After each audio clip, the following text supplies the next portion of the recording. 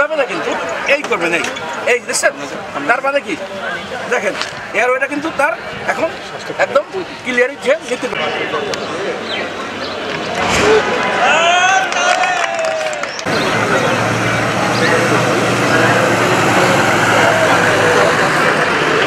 নিতে এই ব্যান্ডেজটা দিয়ে তার পাটা পেঁচে হাসপাতাল পাঠিয়ে দেবে, যা করার সার্ভে আছে সার্ভ করবে, অর্থোপেডিক সার্জন সার্ভ করবে, ঠিক আছে?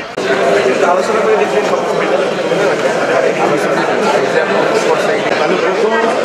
ফার্স্ট টাইম আমাদের গ্যাসের বন্ধ পেলাম।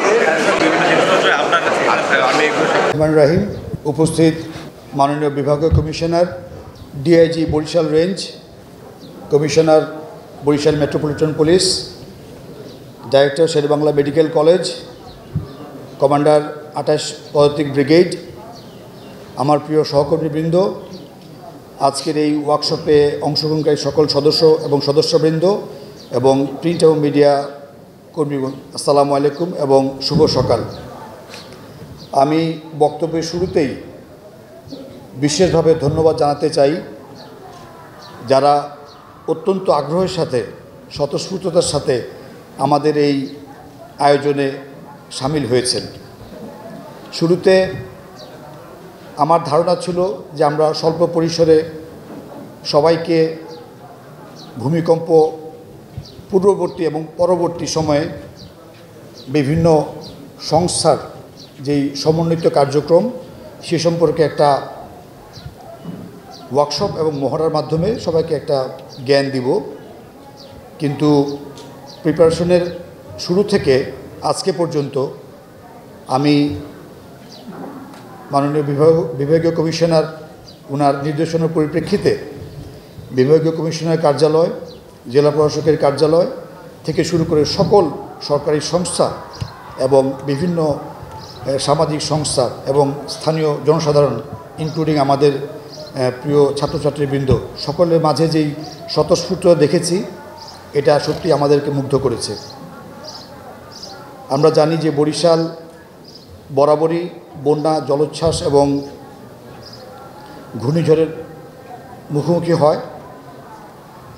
পাশাপাশি বাংলাদেশ বিগত অনেক বছর যাবৎ উচ্চ ভূমিকম্পের ঝুঁকির মধ্যে ছিল এবং এখনও আছে। গত 21, 22 এবং 27 নভেম্বর আমরা জানি বাংলাদেশে বিভিন্ন স্থানে বিভিন্ন মাত্রায় ভূমিকম্প হয়েছে, এতে করে কিছু প্রাণহানি যেমন হয়েছে, পাশাপাশি বেশ কিছু স্থাপনার ক্ষতি সাধনও হয়েছে এবং এখনও সেটা চলমান আছে। ইভেন গত পরশুদিন সম্ভবত মায়ানমারে এবং আমাদের কক্সবাজারের ভূমিকম্প হয়েছে। তো এটাই বাস্তবতা, আমাদেরকে সামনে যে কোনো সময় এই কঠিন মহাবিপর্যয়ের মধ্যে পড়তে হবে, বা সেই বিপর্যয় আমরা কীভাবে কাটিয়ে উঠতে পারি সমন্বিতভাবে সেটা জানা এবং বোঝার জন্যই আমাদের এই ওয়ার্কশপ এবং মহড়া। আমি জানি গতকালকে থেকে শুরু হয়ে আজকে পর্যন্ত ওয়ার্কশপে আপনারা যেভাবে স্বতঃস্ফূর্তভাবে অংশগ্রহণ করেছেন, আপনাদের প্রত্যেকের যার যার ব্যক্তিগত যার নিজস্ব অফিস এবং সংস্থা থেকে তাদের যেই কাজ সেটা ব্রেনস্টর্মিং করেছেন এবং সমন্বিত একটা পরিকল্পনা আপনারা উপস্থাপন করেছেন। এবং আমি সকাল থেকে কিছুক্ষণ আগ পর্যন্ত আপনাদের যে আলোচনা দেখলাম, আমি সত্যিকার অর্থে খুবই মুগ্ধ হয়েছি। আমার বিশ্বাস যে আমাদের বিভাগীয় কমিশনার এবং আমরা যারা এখানে বিভিন্ন সংস্থা থেকে আসছি, আমার বিশ্বাস যে সবাই আপনাদের এই নিরলস স্বতঃস্ফূর্ত অংশগ্রহণের জন্য আপনাদেরকে সাধুবাদ জানাবে। আমি একটু সকলকে একটা করতালির মাধ্যমে অনুভব জানতে চাই। এটা বাস্তবতা, এই বাস্তবতাকে নিয়েই আমাদের চলতে হবে। আমরা জানি যে প্রতিটা দুর্যোগের ক্ষেত্রেই মনুষ্যসৃষ্ট বা প্রাকৃতিক বিভিন্ন সংস্থাগুলোর স্পেসিফিক কিছু দায়িত্ব আছে, বা দুর্ভাগ্যজনকভাবে হলো সত্য যে আমরা সেই দায়িত্বগুলো আমাদের যে স্থায়ী নির্দেশিকা আছে সেই দায়িত্বগুলো স্থায়ী নির্দেশিকা মোতাবেক আমরা সাধারণত প্র্যাকটিস করি না। তো এই ধরনের ওয়ার্কশপ বা মহড়াগুলা হয়তো আমাদেরকে একটা কমন প্ল্যাটফর্ম দেয়, যেখানে আমরা একসাথে বসে একটু ব্রেইনস্টর্মিং করতে পারি, আলোচনা করতে পারি এবং আমরা আমাদের যে দুর্বলতাগুলো আছে সেগুলো চিহ্নিত করতে পারি এবং আশা করি যেগুলো আমরা এন্ডোর্স করতে পারলে ভবিষ্যতে আমাদের ভূমিকম্প পরবর্তী সময়ে রেসপন্সটা ভালো হবে।